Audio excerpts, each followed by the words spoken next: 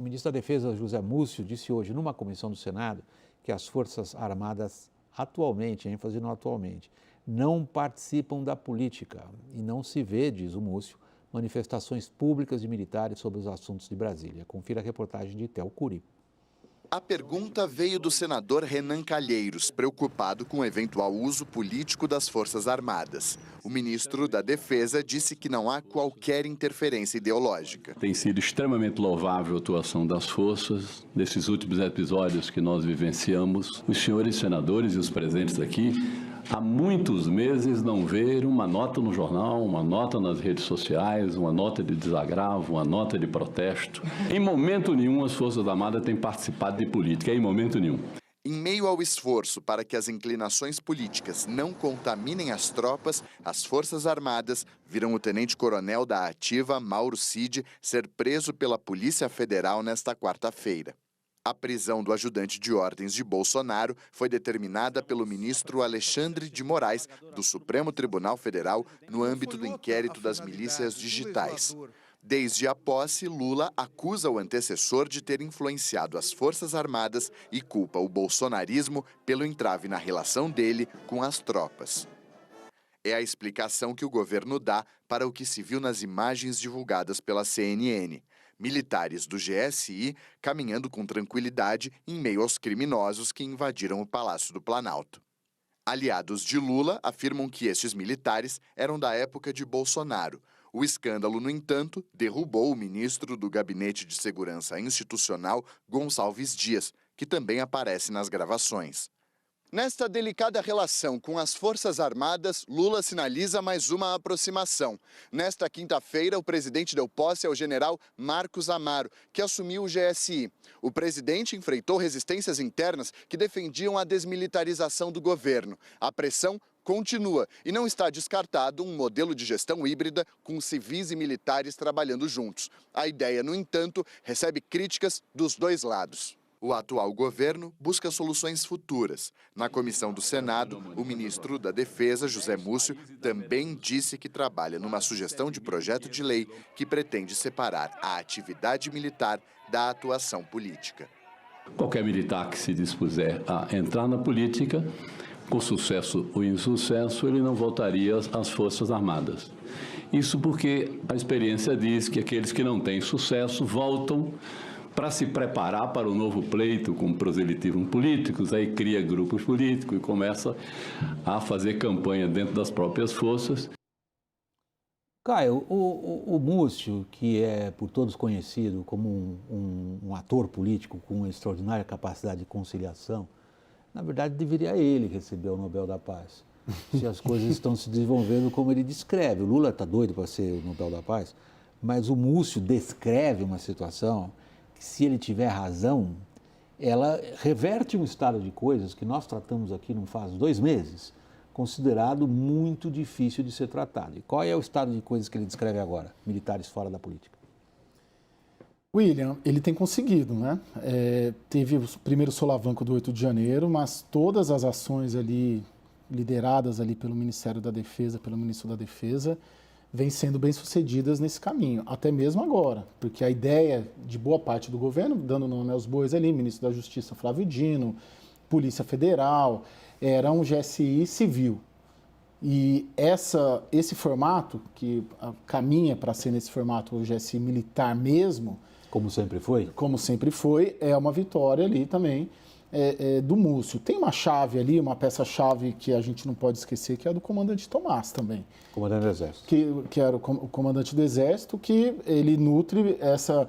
Eu vejo muitas vezes o que o Múcio coloca e expressa invariavelmente o que os comandantes das forças, principalmente o comandante do Exército, defende também nos bastidores e nas conversas ali, os generais do alto comando.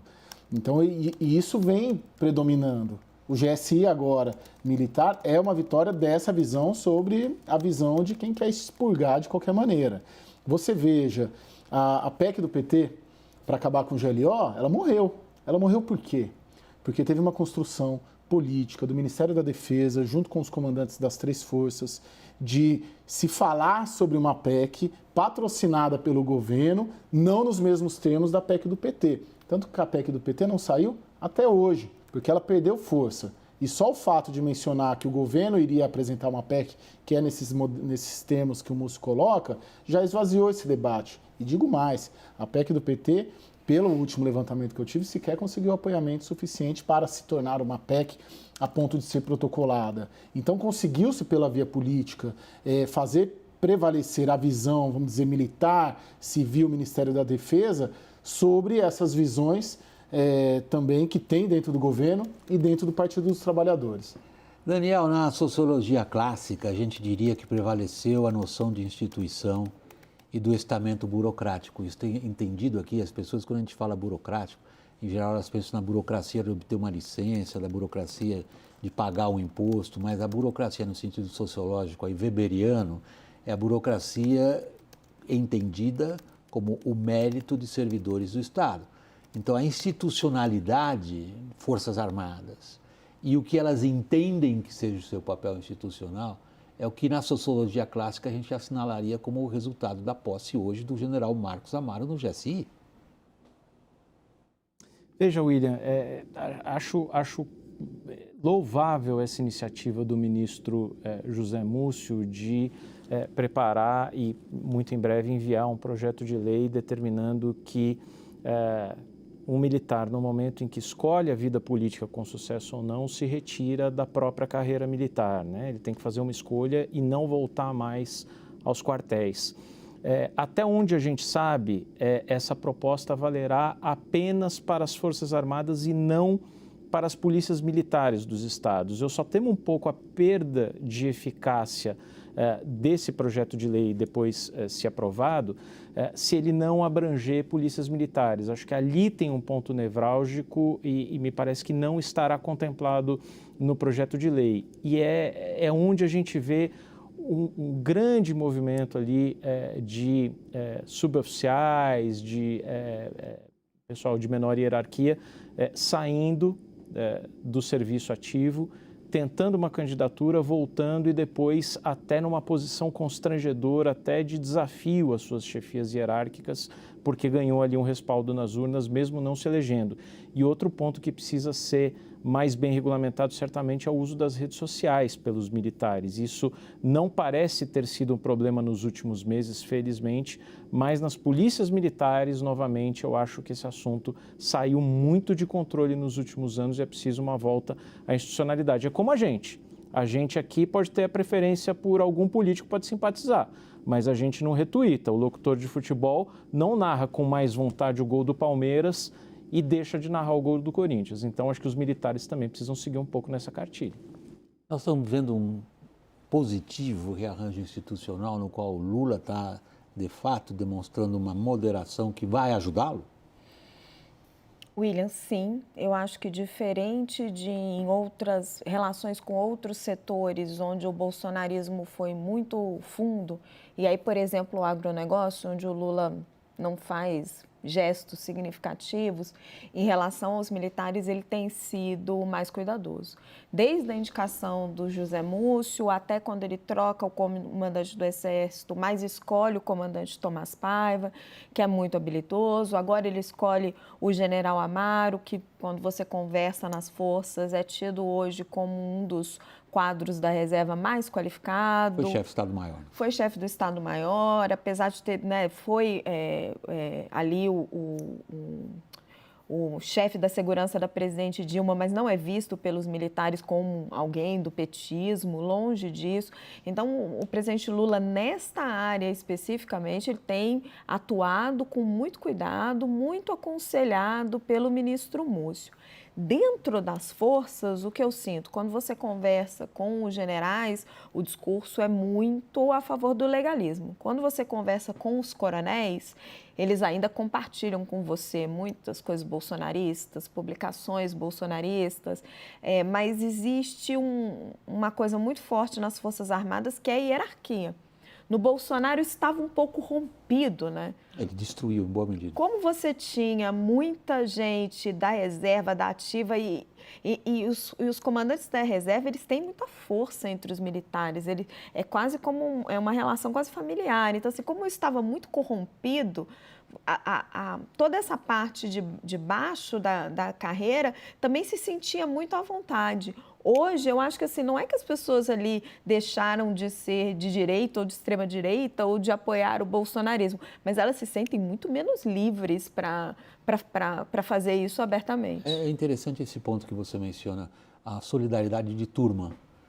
Isso tem em algumas escolas de administração, a turma de tal época, a turma de tal ano, e é mais pronunciado a turma que passou junta pelas principais academias e pelos cursos de formação de oficiais superiores. Não vai ser surpresa a gente ver o comandante do Exército atual, o general Tomás, trazendo gente da turma dele, que esteve no governo anterior, saiu, foi para a reserva, voltar para exercer funções importantes, como, por exemplo, o planejamento estratégico dentro do próprio Exército. Não será uma surpresa.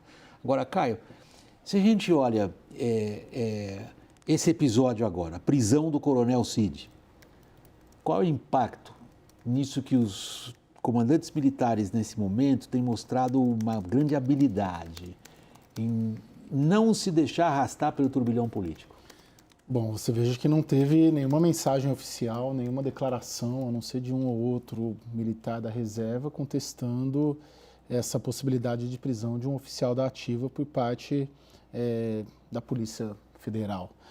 Eu penso que a vantagem que o Múcio tem, que o Lula tem nesta seara, é de você ter um alinhamento de posições, um alinhamento de interesses.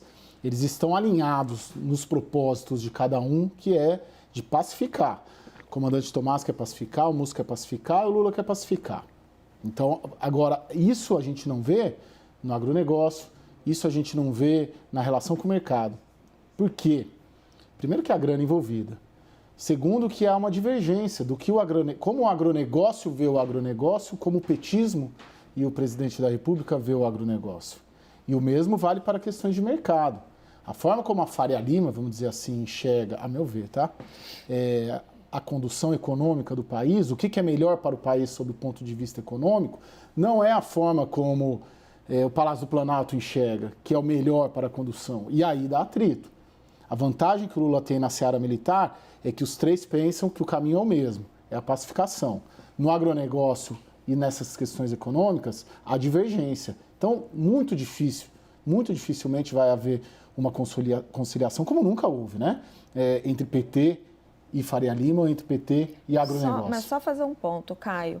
Tem gente dentro do PT e que tem os ouvidos do Lula que gostaria de outra pessoa no GSI, um civil, um formato muito diferente, que atacou muito o ministro José Múcio, pediu muito que ele fosse trocado, pediu a demissão dele. E essas pessoas são muito ouvidas quando se trata de agronegócio ou quando se trata de mercado. Quando se trata dos militares, aí eu acho que o que acende no presidente Lula, e aí é uma avaliação, não é uma informação, é uma questão de sobrevivência mesmo, porque aí nós estamos falando do poder militar, da capacidade de dar um golpe, né? De armas, da capacidade de dar um golpe. Talvez, eu estou sendo irônico aqui, televisão não é bem o lugar para ser irônico, mas eu vou arriscar. Talvez eles tenham lido de fato Mao Tse-tung. A grande definição. Eles, o Lula. Esses que influenciam o Lula. Ah, certo. Talvez tenham lido de fato Mao Tse-tung, cuja principal afirmação sobre o poder é: ele está sempre na boca do fuzil.